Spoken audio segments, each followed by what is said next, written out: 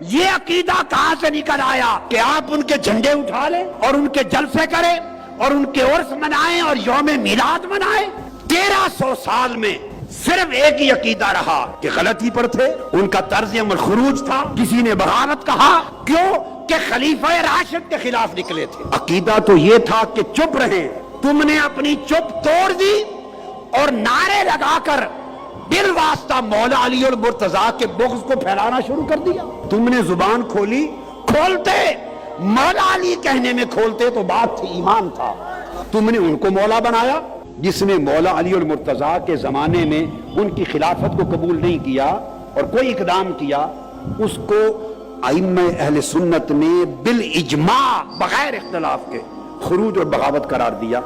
اور اس طبقے کو خود آقا علیہ الصلوۃ والسلام نے بغاوت قرار دیا تھا،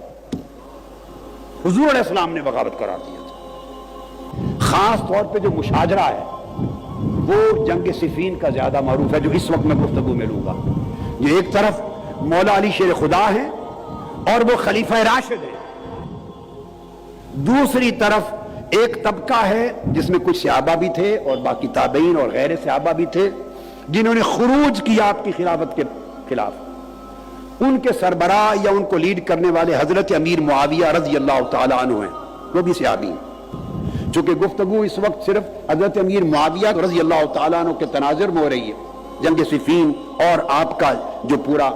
نظام سیاست و ملوکیت تھا اس حوالے سے ہو رہی ہے، لہذا ان کا سٹینڈ خطا پر مبنی تھا،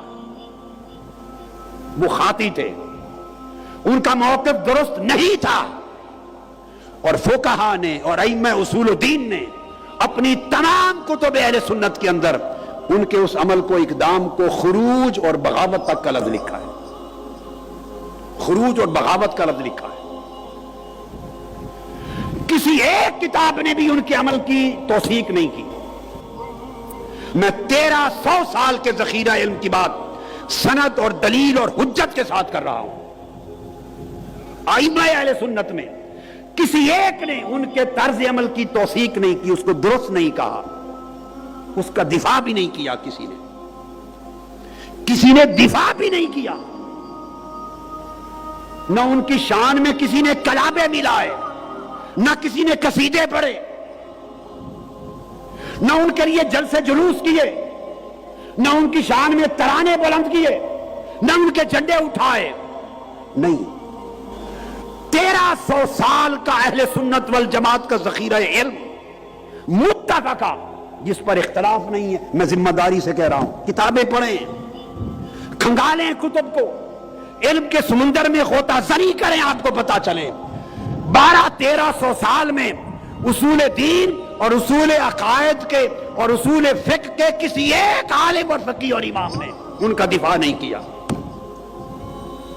ان کے طرز عمل کی توثیق نہیں کی، ان کے قصیدے نہیں پڑھے۔ ہر ایک نے متفقہ طور پر ان کے طرز عمل کو خروج کہا، بغاوت کہا، اور مولا علی المرتضیٰ کو حق پر کہا، والحق کان بید علی۔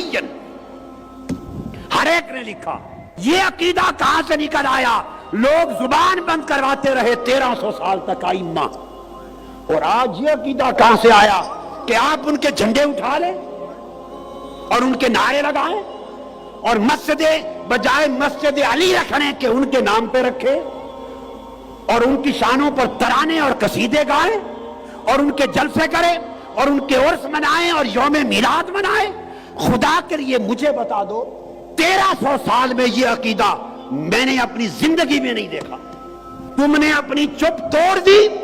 اور نعرے لگا کر بال واسطہ مولا علی المرتضیٰ کے بغض کو پھیلانا شروع کر دیا۔ ہم زبان بند رکھتے ہیں اور تم نے زبان کھولی، کھولتے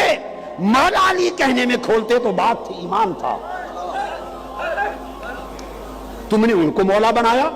1300 سال یہ رہا، اب تم جھنڈے لے کے باہر نکل آؤ اور ان کی شانیں بیان کرو اور ان کے جلسے جلوس نکالو اور لوگوں کے ذہنوں میں ایک انتشار پیدا کرو کہ وہ بھی صحابی تھے، یہ بھی صحابی تھے، وہ حق پر تھے، یہ حق پر تھے۔ کون وہ شخص ہے خلفائے راشدین کے بعد جن کو آپ مولا علی کے مقابلے میں کھڑا کرنے کی جرات کر سکتے ہیں، جو خلفائے راشدین کے علاوہ مرتبے میں کوئی مولا علی شیر خدا کے مقابلے میں کسی کو کھڑا کرتا ہے وہ اپنے ایمان کی جڑ کاٹ دیتا ہے.